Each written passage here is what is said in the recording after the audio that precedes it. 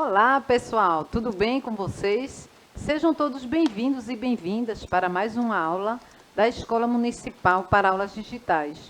Sou a professora Cláudia Andrade Albuquerque, este é o meu sinal e vamos continuar o nosso assunto sobre o sistema genital feminino.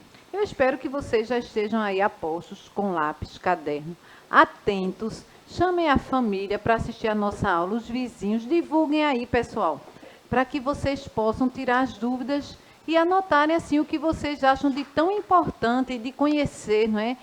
Agora que estamos falando mais uma vez do sistema genital feminino e sua importância no corpo da mulher, né? E é importante que a gente conheça todas as partes do nosso corpo. Então, eu espero que vocês estejam bem atentos. Lembrando a vocês que nossas aulas, elas passam pela TV, também elas ficam disponíveis no YouTube. Vai lá no canal Educa Recife, clica na playlist e você vai escolher qualquer aula que você perdeu, que não pôde assistir, que estava fazendo outra coisa, ou no momento da aula você não entendeu direito. Você vai lá também, você pode assistir a qualquer momento que você quiser. E também nós temos o nosso aplicativo, não é? Para quem tem celular Android ou iOS. Então, na telinha de vocês vai aparecer o QR Code, que está aí já na telinha de vocês. Vocês baixem aí com o celular e vocês podem interagir conosco em tempo hábil, pessoal. Então, é importante que vocês baixem, vocês podem conversar conosco, vocês podem tirar as dúvidas, vocês podem também fazer perguntas, tá certo? Então, é importante que vocês participem. E sempre nós estamos aqui com a nossa intérprete de Libras, hoje com a nossa querida Késia, que vai conosco para que as nossas aulas elas atinjam mais estudantes e todos possam estar inclusos nessa aula, tá certo, pessoal? Mas, como sempre, nós trazemos agosto, o mês de conscientização, não é? Mas conscientização de que hoje nós vamos trazer o agosto lilás, que é prevenção e combate à violência contra a mulher. Então, vou trazer a professora Isabel Borges, que sempre está comigo, e vai interagir com vocês no chat. E aí, professora, tudo bem? Pois é, professora Cláudia, tudo bem. Vamos primeiro aí dar as boas-vindas, né, pessoal?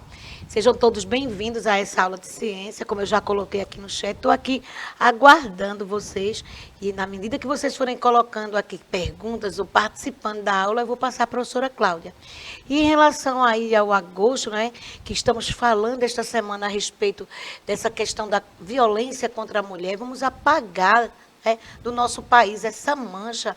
Os dados, eles apresentam números muito altos de mortes diárias de mulheres por essa questão aí, gente, da violência contra a mulher. E o nosso recadinho vai para que vocês, nem vocês aceitem esse tipo de violência, nenhum tipo de violência, e que vocês também colaborem com as pessoas em casa e alertem, Olha, não tratou bem. Assim que aquela pessoa que a gente está achando que é o agressor sair, você diz, preste atenção, não gostei do que a pessoa falou.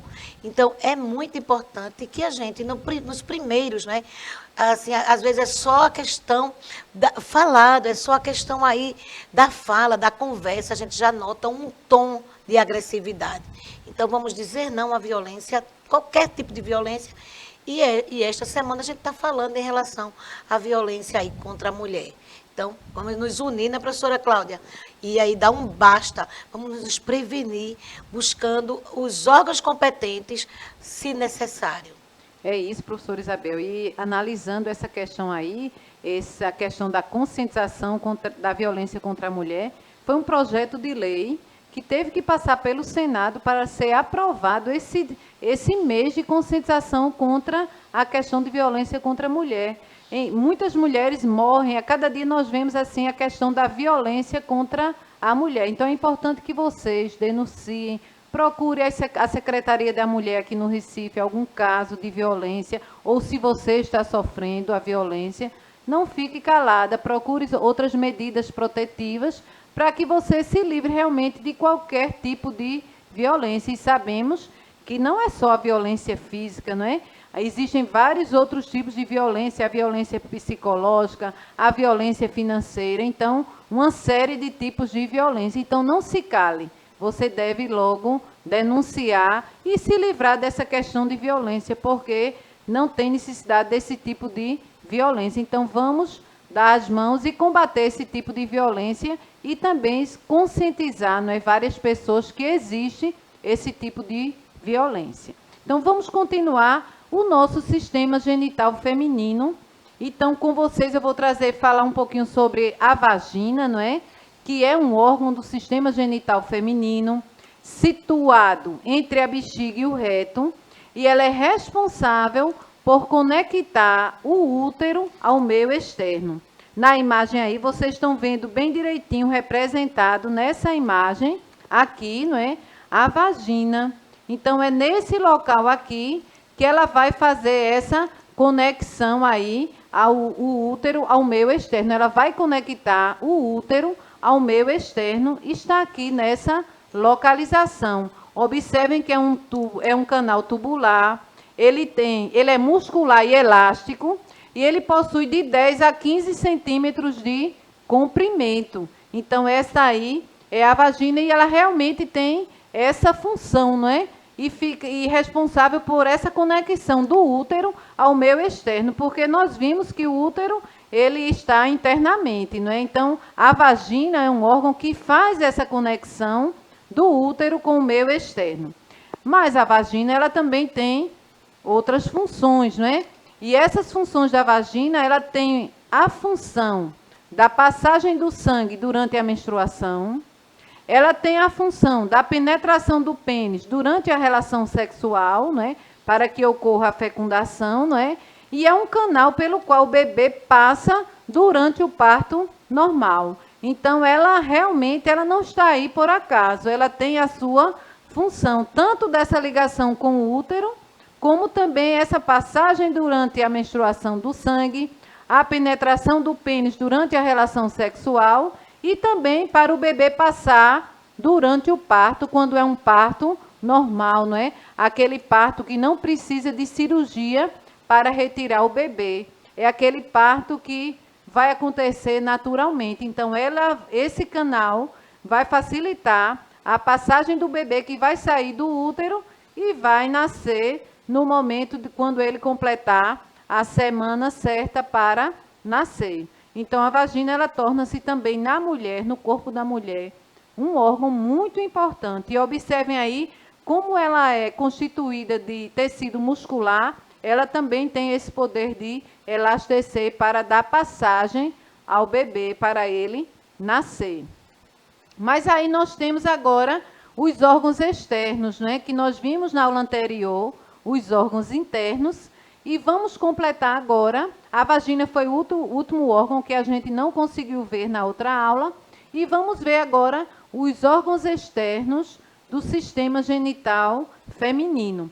E lembrando a vocês, pessoal, que cada órgão desse, ele tem a sua importância. Então, a genitália externa, ela é conhecida, pessoal, como vulva.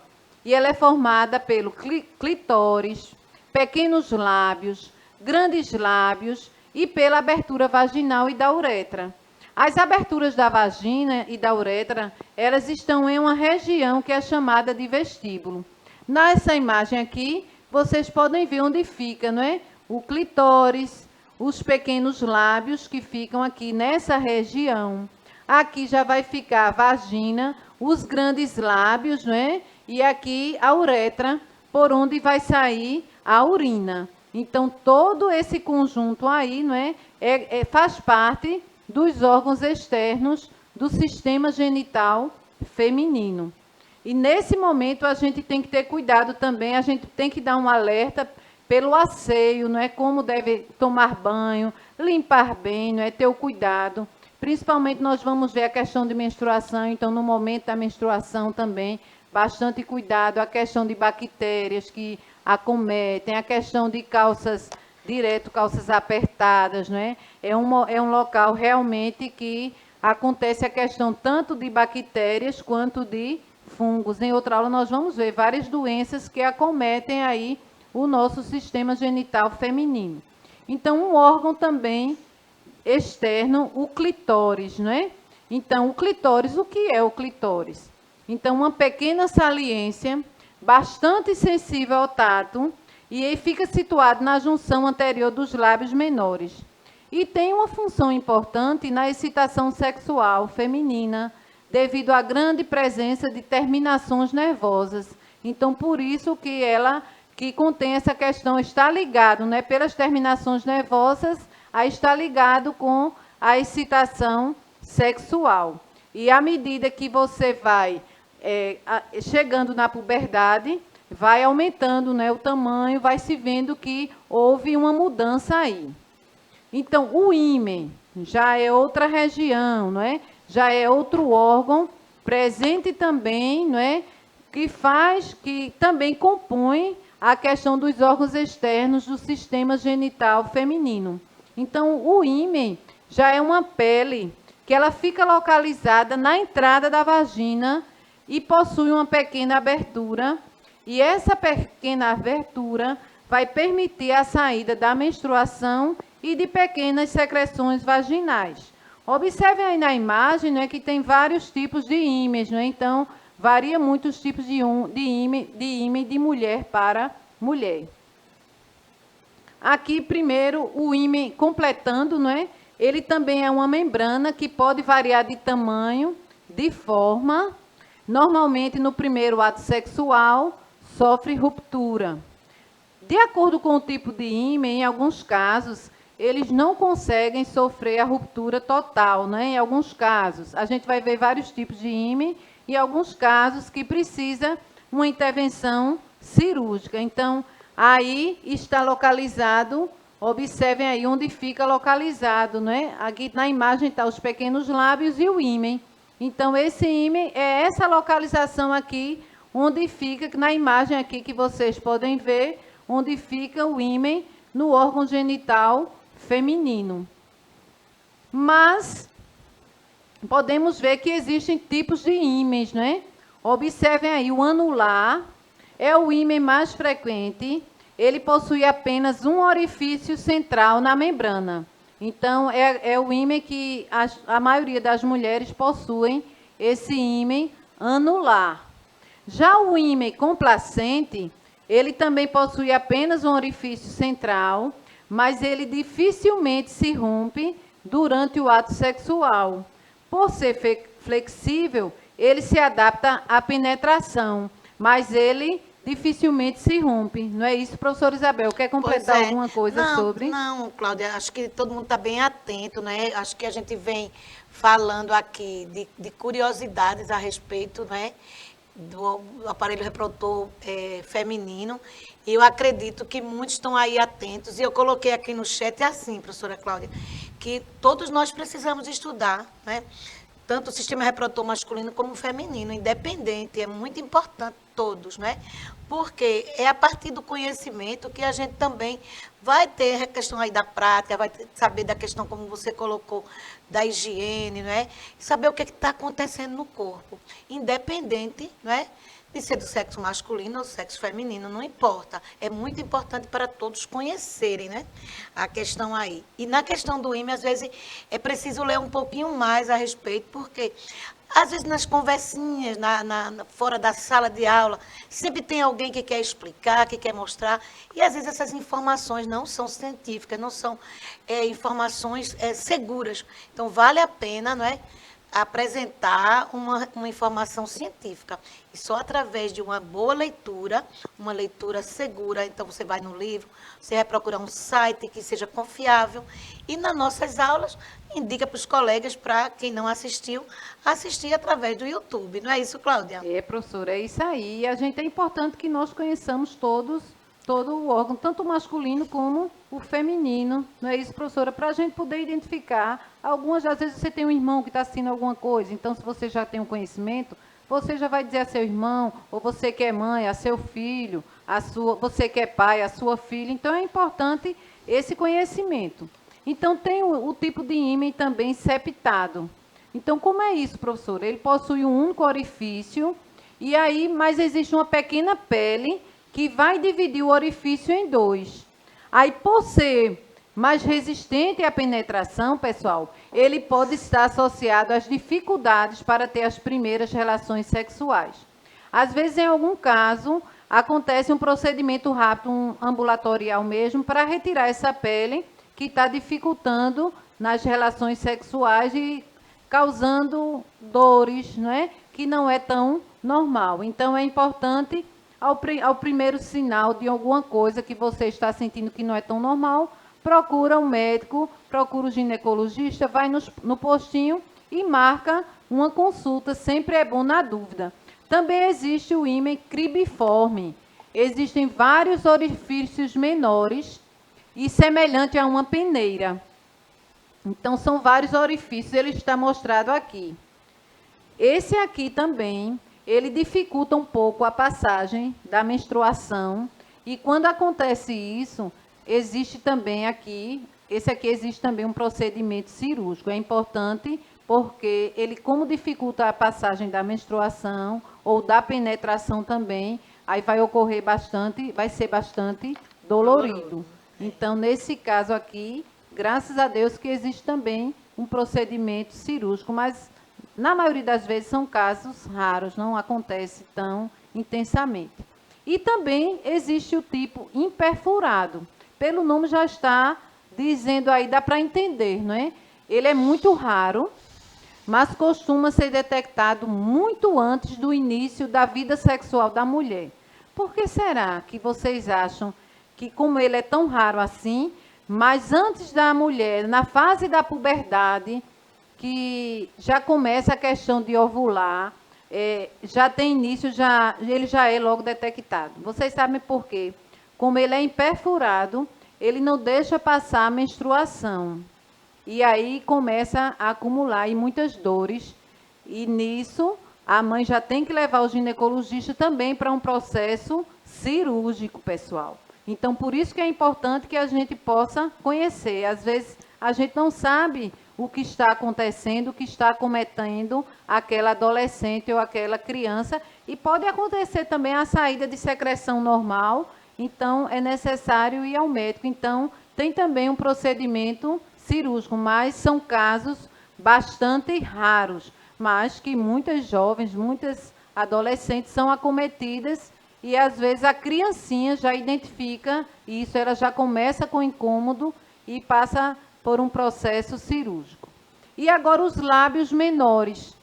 Então, os lábios menores são duas dobras também, sem pelos, que vai apresentar um revestimento intermediário entre a pele e a mucosa, e eles delimitam a região onde está localizada a abertura da vagina e da uretra. Na imagem aí vocês podem observar onde ficam, né? Onde ficam os pequenos lábios. Fica nessa região aqui mais interna aqui, olha, tá vendo? Então, nesse local aí, não possui pelos.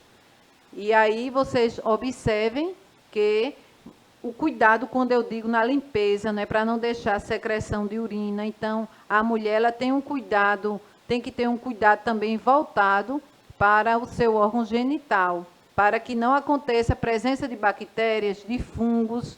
Então, logo cedo, ela deve ser bem cuidada, né? Deve ser já orientada pelas pessoas. O médico, às vezes, orienta para que limpe realmente a região. E existem também os lábios maiores. São duas dobras de pele que vão recobrir uma grande quantidade de tecido adiposo. A superfície externa ela vai apresentar pelos, eles circundam e garantem proteção ao restante do pudendo feminino.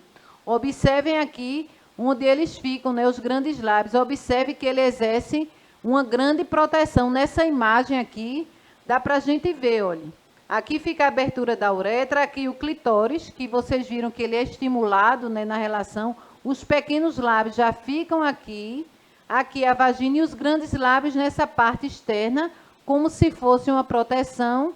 E nessa região aqui onde aparecem os pelos. Então, é todo um conjunto, todo um órgão bastante organizado.